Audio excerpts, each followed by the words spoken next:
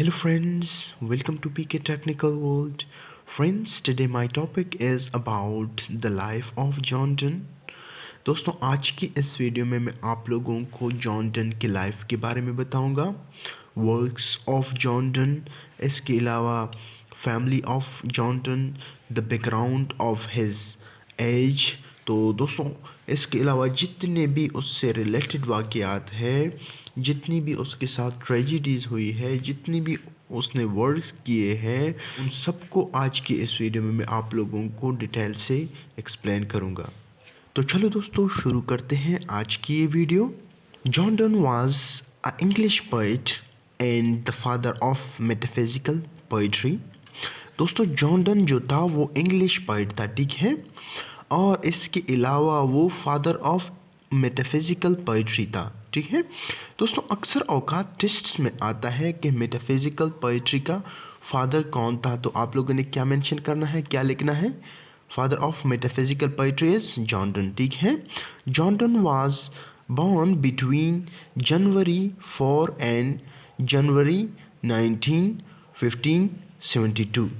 दोस्तों उसकी पैदाइश में प्रॉब्लम है, ठीक है, कि वो किस डेट को पैदा हुए थे ये कंफर्म किसी को नहीं है, लेकिन ये कंफर्म है कि वो जनवरी और 19 जून के दरमियान पैदा हुए थे। कब? 1572 में, ठीक है, in London, and died in 31 March 1631 London. दोस्तों इसके अलावा जो जॉन डन था वो लंदन में पैदा हुए थे और मरे कब थे? 13 मार्च 1631 में फौत हुए थे लंदन में, ठीक है। दोस्तों ये जितने भी पॉइंट्स मैंने हाईलाइट किए हुए हैं ब्लू हाइलाइटर से, येलो हाइलाइटर से, तो आप लोगों ने इनको याद रखना है क्योंकि ये बहुत ही इम्पॉर्टेंट है, ठीक है।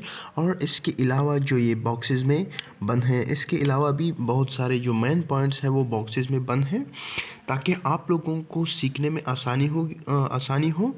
तो इसलिए मैंने कुछ जो मेन पॉइंट्स थे उनको बॉक्सेस में बंद किया और बाज़ जो इम्पॉर्टेंट पॉइंट थे उनको हाईलाइट किया, ठीक है।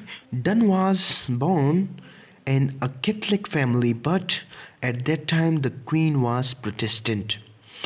दोस्तों जॉन डन की लाइफ में इतनी प्रॉब्लम्स आई हुई हैं, इतनी प्रॉब्लम से वो गुजरा है कि आप लोग सोच भी नहीं सकते। जो दोस्तों उनको हम वन बाय वन एक्सप्लेन करेंगे कि उन्होंने जॉन डन ने कौन कौन से प्रॉब्लम्स का सामना किया है, ठीक है। दोस्तों फर्स्ट जो बिग प्रॉब्लम थी वो ये थी कि उस वक्त प्रोटेस्टेंट और कैथलिक के दरमियान बहुत बड़ा प्रॉब्लम चल रहा था, ठीक है, कि कैथलिक जो थे वो प्रोटेस्टेंट्स को मार रहे थे और प्रोटेस्टेंट जो थे वो कैथलिक को मार रहे थे। तो ये कत्ल व गारत जो चर्च के नाम पे शुरू हुई थी ये उस दौर में पैदा हुए थे, ठीक है। जब ये पैदा हुए तो उससे पहले जो थी कैथलिक की हुकूमत थी, ठीक है, कैथलिक जो क्वीन थी उसकी हुकूमत थी। लेकिन जब ये पैदा हुए तो क्वीन एलिज़ाबेथ की हुकूमत आ गई, उससे कुछ पहले से वो हुकूमत कर रही थी, ठीक है, क्वीन एलिज़ाबेथ। तो वो जो थी वो प्रोटेस्टेंट थी, उसकी माँ भी प्रोटेस्टेंट थी क्वीन एलिज़ाबेथ की, लेकिन जो क्वीन मैरी थी वो कैथलिक थी, ठीक है। उन्होंने सैकड़ों बल्कि हज़ारों कैथलिक प्रोटेस्टेंट्स को मारा था, ठीक है। वो अलग एक टॉपिक है, उनको मैं किसी दूसरी वीडियो में एक्सप्लेन करूँगा कि कैथलिक और प्रोटेस्टेंट किस तरह से जुदा हुए थे, जो कि क्रिश्चियन थे, लेकिन उसमें फिर सेक्ट्स आ गए, ठीक है, एक प्रोटेस्टेंट और दूसरे जो कैथलिक थे, ठीक है। के प्रोटेस्टेंट्स को एंग्लिकन भी कहते हैं, ठीक है, एंग्लिकन चर्च के नाम से उन्होंने एक चर्च स्टार्ट किया, ठीक है। तो दोस्तों ये कैथलिक फैमिली से ताल्लुक़ रखते थे, लेकिन उस वक्त जो क्वीन थी वो प्रोटेस्टेंट थी, लेकिन वो इतनी जालिम नहीं थी जिस तरह के मैरी थी, ठीक है, मैरी क्वीन उससे पहले जो थी, ठीक है। अब यहाँ पे जो मैंने पॉइंट लिखा हुआ है कि वो 1572 में पैदा हुए थे, उस वक्त को 16th सेंचुरी भी कहते हैं, ठीक है। अक्सर औकात टेस्ट में आता है कि वो कौन सी सेंचुरी में पैदा हुए थे। जो डन है वो तो आप लोगों ने क्या लिखना है 16th सेंचुरी में, ठीक है। इट वाज एलिज़ाबेथन पीरियड, ये एलिज़ाबेथन एज था, ठीक है, because at that time the queen of England was Elizabeth, ठीक है। तो दोस्तों ये आप लोगों को क्लियर होना चाहिए कि वो 16th सेंचुरी में पैदा हुए थे और इस वक्त हुकूमत किसकी थी, पीरियड किसका था, एलिज़ाबेथ का था, ठीक है। His father was a prosperous merchant of Welsh ancestry who rose to be warden of the Ironmongers Company in 1574. 2 years later he died. दोस्तों कहते हैं कि उसका जो पेरेंट्स थे, उसका जो वालिद था, वो एक अमीर और खुशहाल घराने से ताल्लुक़ रखता था और वो एक खुशहाल मतलब डेवलप मतलब मशहूर एक बड़ा मर्चेंट था, ताजर था, ठीक है, ऑफ वेलिश एंसेस्ट्री, ये एक इलाके का नाम है। Who rose to be warden of the Ironmongers Company. दोस्तों उसको उसको वार्डन भी बनाया गया था आयरन मंगर्स कंपनी का, ठीक है, लेकिन बदकिस्मती से वो 2 साल बाद फौत हो गए, ठीक है। Done mother was Elizabeth Howard, daughter of John Howard. The family had a strong Roman Catholic tradition. दोस्तों डन की मदर जो थी उसका नाम एलिज़ाबेथ हेवर्ड था, जो कि बेटी थी जॉन हेवर्ड की, ठीक है, और उसकी जो फैमिली थी वो स्ट्रॉन्ग रोमन कैथलिक ट्रेडिशन से ताल्लुक़ रखती थी, मतलब वो कैथलिक थी, ठीक है। उन्होंने अपना जो सेक्ट था वो तब्दील नहीं किया था, वो प्रोटेस्टेंट नहीं हो गए थे, ठीक है। जो जितने भी क्रिश्चियन थे फर्स्ट ऑफ ऑल वो सब के सब कैथलिक थे, ठीक है, लेकिन उसके बाद जब उनमें करप्शन आ गया, ठीक है, उन्होंने लोगों के गुनाह पैसों पर माफ़ करना स्टार्ट किए, तो लोग क्या बन गए, प्रोटेस्टेंट बन गए। एंग्लिकन चर्च का आगाज़ हुआ, ठीक है, एंग्लिकन चर्च बन गया, लोग जो थे वो प्रोटेस्टेंट बन गए, एंग्लिकन चर्च की तरफ लोग चले गए, ठीक है। तो ये जो थे ये नहीं तब्दील हो गए थे, ये कैथलिक ही थे, ठीक है। Dunn's father died in 1576 when he was 4 years old, and his mother remarried a wealthy widower physician. दोस्तों डन की वालिद जब फौत हो गए 1576 में, तो उस वक्त डन की उम्र 4 ईयर थी, ठीक है, 4 साल थी, लेकिन उसकी जो मां थी उसने दूसरे शादी की, ठीक है, एक अमीर आदमी से जो कि एक फिजिशियन था, ठीक है, उससे शादी की और इसको छोड़ दिया, ठीक है, इसको मतलब ये बहुत छोटा था जब उसको छोड़ दिया, ठीक है। Donne was educated at home by Roman Catholic tutors until he was 12 years old.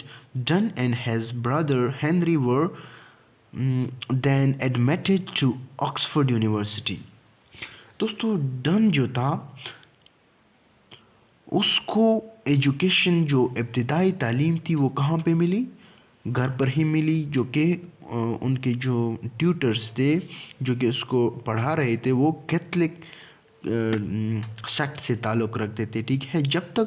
जब वो 12 साल के हुए तो उसको ऑक्सफोर्ड यूनिवर्सिटी में एडमिट कर दिया गया, दाखिल कर दिया गया, ठीक है, where he spent approximately 3 years and then he went to Cambridge University but never received degree due to his Catholicism, जहाँ पर उसने 3 साल गुजारे और उसके बाद उसको कैम्ब्रिज यूनिवर्सिटी में दाखिल किया गया, ठीक है, जो कि वहाँ से उसने डिग्री हासिल नहीं की क्योंकि वो कैथलिक था, ठीक है। उस वक्त जो क्वीन थी वो कौन थी, प्रोटेस्टेंट थी, और जो स्टूडेंट थे जो डिग्री तक पहुंच जाते थे, जब उसको डिग्री मिलती थी तो उनके पास जो एंग्लिकन चर्च था उसका उनके पास सनद होना ज़रूरी था, मतलब वो उनका एंग्लिकन होना ज़रूरी था, ठीक है। लेकिन ये तो कैथलिक था, तो उसको इस वजह से डन को इस वजह से जो डिग्री थी वो नहीं मिली, ठीक है, और कभी भी उसने डिग्री हासिल नहीं की, ठीक है। एट द एज ऑफ 20 जब वो 20 साल के हो गए। 12 साल में उसने 12 साल का जब हुआ वो हुआ तो उसको ऑक्सफोर्ड में दाखिल किया। वो 3 साल तक वो वहाँ पे रहे और फिर जो बाकी 4-5 साल उसने कैम्ब्रिज यूनिवर्सिटी में गुजारे, जहाँ से उसको डिग्री नहीं मिली, ठीक है, क्योंकि वो कैथलिक था, ठीक है। फिर at the age of 20 Donne began study law at Lincoln's Inn and seemed destined for a legal or diplomatic career। दोस्तों जब उसको डिग्री नहीं मिली तो उस वक्त वो 20 साल के थे और डन ने क्या स्टार्ट किया, स्टडी लॉ को स्टडी करना स्टार्ट किया, ठीक है। ये उसमें इंतहाई ज़्यादा काबिल थे, ठीक है, क्योंकि उसका जो ध्यान था, उसका जो समझ था, वो लॉ की तरफ बहुत ही ज़्यादा उसका झुकाव था, ठीक है। उसको लॉ अच्छी तरह से आती थी, ठीक है। ऐसा लगता था कि इसकी जो डेस्टिनी है वो डिप्लोमेटिक करियर है, उसका जो करियर है वो डिप्लोमेटिक रहेगा, ठीक है। लेकिन दोस्तों क्या है कि जो किस्मत में लिख के होता है वो इंसान को मिलता है, ठीक है। लेकिन डन जो था उसको उसका जो करियर था वो डिप्लोमेटिक नहीं रहा, ठीक है, क्योंकि उसकी जो डेस्टिनी थी वो कुछ और थी, ठीक है।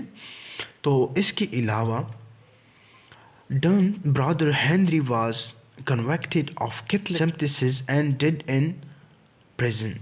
दोस्तों क्या है कि उस वक्त जो क्वीन थी, जैसा कि मैंने पहले बताया, तो वो प्रोटेस्टेंट थी, बहुत अच्छी थी, रहमदिल थी।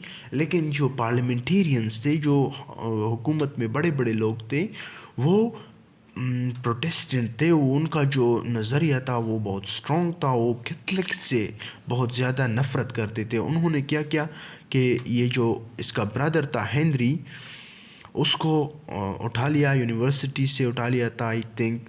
तो उसको जब प्रेजेंट में डाल दिया, उसने कुछ बातें की थी हेनरी ने के प्रोटेस्टेंट के मुखालिफ। तो उसकी वजह से हेनरी को यूनिवर्सिटी से उठाया गया था और फिर उसे प्रेजेंट में मार दिया था, ठीक है, जेल में उसे मार दिया था, ठीक है। दोस्तों अब आते हैं career in wife of done, ठीक है। दोस्तों यहाँ से एक और जज्बा डन में पैदा होता है जो कि रिलीजियस स्पिरिट होता है, ठीक है। तो इस दौरान जब उसका भाई किल कर दिया जाता है प्रिजन में, तो ये क्या करता है, पोइट्री स्टार्ट करता है, रिलीजियस पोइट्री स्टार्ट करता है, ठीक है, क्योंकि उसका जो लगाव होता है वो कैथलिक सेक्ट से और भी बढ़ जाता है और वो पोइट्री में उसको मेंशन करना स्टार्ट कर देता है, ठीक है। दोस्तों अब career and wife of Donne को डिस्कस करते हैं। Donne was appointed private secretary to Sir Thomas Egerton, Lord Keeper of the Great Seal of England. दोस्तों क्या था कि जो डन था ये इंतहाई ज़हीन स्टूडेंट था लॉ का, ठीक है, बहुत ही ज़हीन था, बहुत ही काबिल था। तो इस वजह से इसको private secretary of Thomas Egerton select कर दिया गया, ठीक है। तो उसको जॉब मिल गई इसी दौरान, ठीक है, जो कि ये एक पार्लियामेंटेरियन था, पार्लियामेंट से ताल्लुक़ रखता था, ठीक है। बड़े ओहदे पर फाइज था थॉमस एगर्टन जो था। He held his position with Egerton for several years, and it's likely that around his period, Dunn converted from Catholic to Anglicanism। दोस्तों क्या हुआ कि इसी दौरान जब वो एगर्टन का प्राइवेट सिक्योरिटी था, ठीक है, उसने इसी दौरान अपना जो रिलीजन था, अपना जो सेक्ट था वो तब्दील किया, कैथलिक से वो एंग्लिकन बन गया, ठीक है।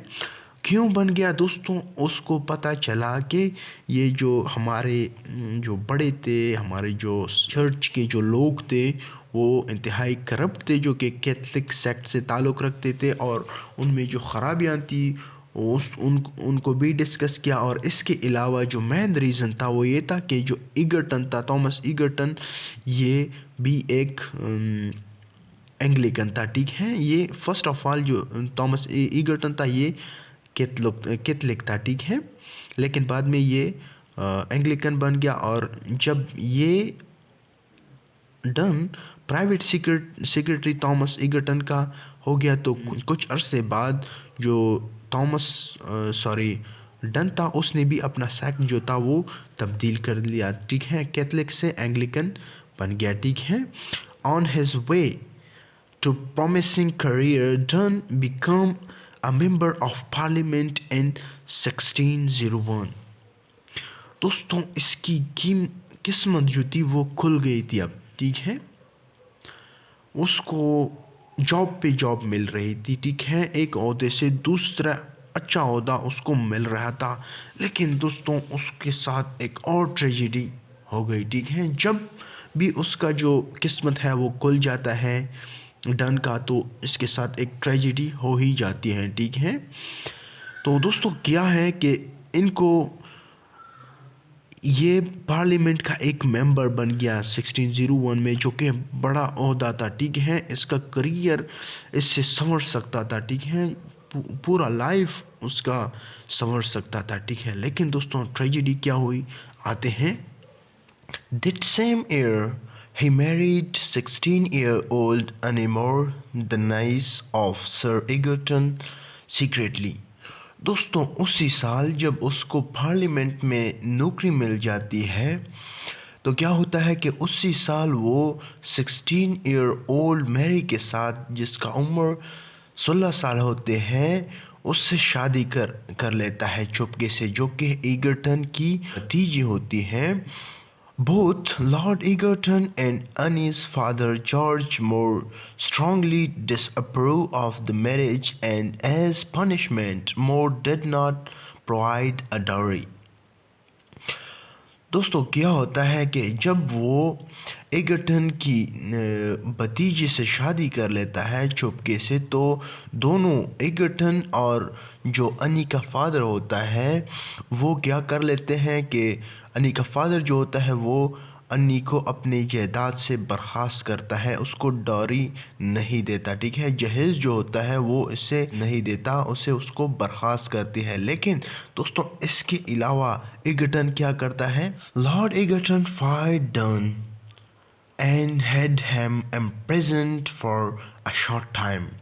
दोस्तों जो अनी का फादर होता है वो अपने बेटी को जहेज से मतलब निकाल देता है, उसको जहेज नहीं देता, तो उसका जो अंकल होता है एगर्टन वो क्या करता है कि वो डन को फायर करता है, मतलब नौकरी से निकाल देता है, पार्लियामेंट से उसको निकाल देता है, और इसके अलावा उसको इम्प्रिजन करता है, जेल में डालता है सज़ा के तौर पर। लेकिन क्या होता है कि कोई भी अपनी बेटी या भतीजी को मतलब इतना सख्त सज़ा नहीं दे सकता, तो उस उनका जो रहम होता है वो अपनी भतीजी पर आकर वो इसको रिहा कर देता है, शॉर्ट कुछ ही महीनों बाद उसको रिहा कर देता है। लेकिन दोस्तों इसके बाद उसको इसके साथ एक और ट्रेजेडी होती है, ठीक है। लेकिन दोस्तों आगे बढ़ने से पहले यहाँ पर मैंने जो 2 पॉइंट्स मेंशन किए हैं, इनको पढ़ने के बाद आप लोगों को आगे समझने में आसानी होगी। इन 1519 he spent much of his money inheritance on women, book and travel। दोस्तों 1590 में वो अपना जो ज़्यादा से ज़्यादा इनहेरिटेंस होता है, मतलब जो वालिद की तरफ से उनको जो वरासत में उनको पैसा जायदाद वगैरह मिला होता है, तो वो क्या कर देता है, वो औरतों पर स्पेंड कर देता है, ख़र्च कर देता है, बुक्स पर ख़र्च कर देता है, और इसके अलावा सैर व सियाहत में उसको ज़ाया कर देता है, ठीक है। His first book of poems was satires, songs and sonnets were highly praised among a small group of admirers। उसकी जो फर्स्ट बुक्स होती हैं वो पोइम्स पर मुश्तमिल होती हैं, जो कि सटायर, सॉन्ग्स और सोनेट उनमें वो होते हैं, ठीक है, जो कि ये हाईली प्रेज्ड होते हैं, मतलब उसकी तारीफ़ होती है, मकबूल होती है कुछ लोगों में, एक ग्रुप ऑफ पीपल में, ठीक है, कम लोगों में वो पॉपुलर हो जाती है लेकिन ज़्यादा नहीं, ठीक है। दोस्तों अब आगे बढ़ते हैं कि रिहा होने के बाद उसके साथ क्या हुआ। On his release, he found himself without employment and his wife without dowry. दोस्तों क्या होता है कि जब वो जेल से रिहा होता है तो वो अपने आप को तन्हा महसूस करता है। उनके पास एम्प्लॉयमेंट नहीं होती, नौकरी नहीं होती, पैसा नहीं होता, जो कि वो जो पैसा उसके पास होता है वो ज़ाया कर चुका होता है लड़कियों पर, किताबों पर, और इसके अलावा जो सैर व सियाहत होता है उस पर वो ज़ाया कर चुका होता है। लेकिन उसकी जो वाइफ होती है उसके पास भी जहेज़ नहीं होता। उसका जो फादर था वो अपनी बेटी को जहेज़ नहीं दे चुका था, ठीक है। तो ये दोनों जो थे ये गरीबी के दरवाजे पर खड़े थे। लेकिन क्या होता है, his marriage proved to be the great error of his life from the worldly point of view।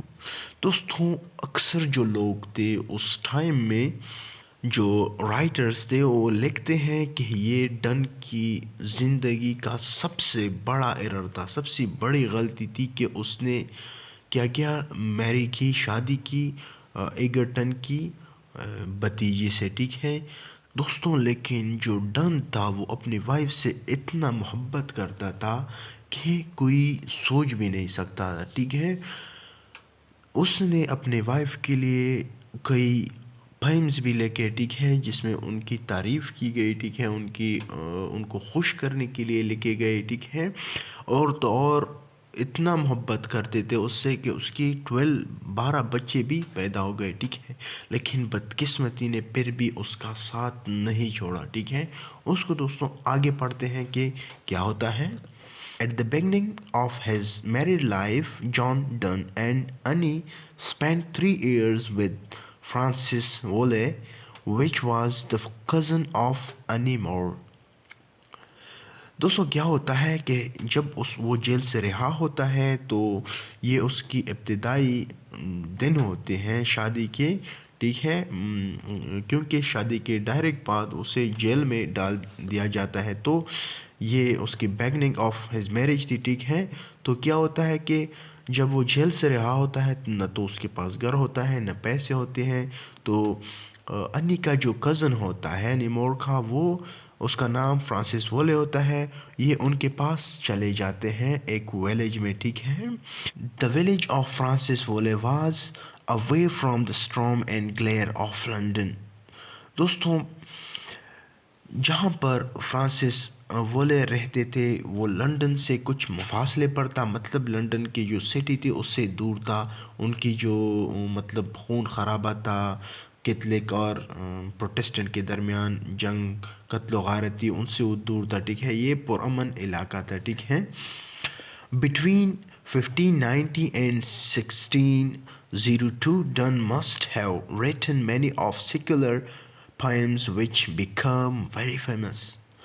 दोस्तों 1590 और 1602 के दरमियान डन ने कुछ सेकुलर पोइट्री लिखी जो कि बहुत ही ज़्यादा फेमस हुई, ठीक है, जिसकी शोहरत की वजह से लोगों ने उसको हायर करना शुरू किया, ठीक है। उनको पैसे देकर उन पर पोइट्री लिखना स्टार्ट कर दिया, ठीक है।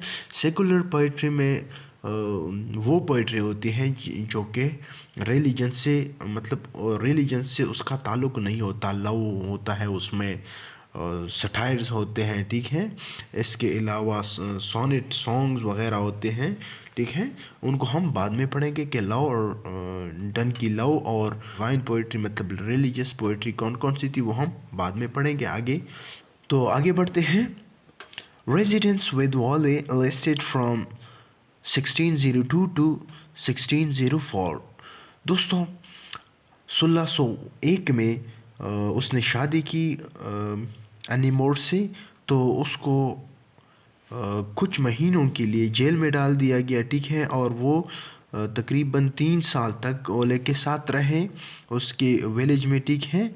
After the death of Wolley the Donne took a house at Mitcham also in Surrey until such time 1609 as Sir Robert took them under his protection।